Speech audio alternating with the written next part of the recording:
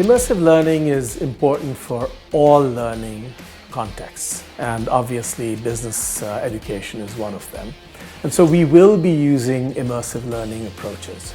So for instance, we will use simulations where you might be put into the shoes of a person who's trying to convince somebody higher up in the organization to accept their point of view or their business plan, as the case may be.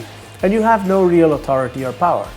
And you have to convince them, because if you can successfully convince them, then maybe your career in the organization is furthered, and of course the business itself succeeds. So how does one do that?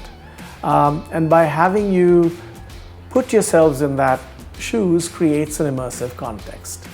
Likewise, we could have an exercise where the exercise might require you to role play certain roles, equally creating an immersive context.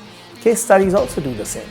So you take on the perspective of the protagonist who's in the case study, and you try and understand the business context from their perspective. And being able to put yourself into that context creates the immersive experience, and you learn from it.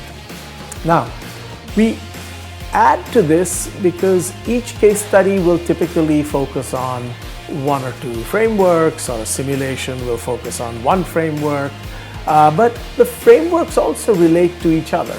So when you think about it in real life business context, they interact with each other, they feed into each other. And so we have a capstone simulation. And in this capstone simulation, you're going to undertake a broad range of business decisions.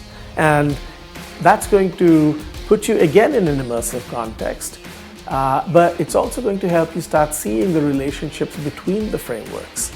The big thing that I think that I want you to take away is that it creates a shift in mindset. So you could think about it as learning frameworks. But I think learning frameworks is easy, but it doesn't really seal the deal. You really need to have that aha moment where you say, oh, this is why I'm doing that. And that's why I should do it that way, using that framework over and over again, because you now really believe in it. And I think that's the shift that we're trying to create through the program.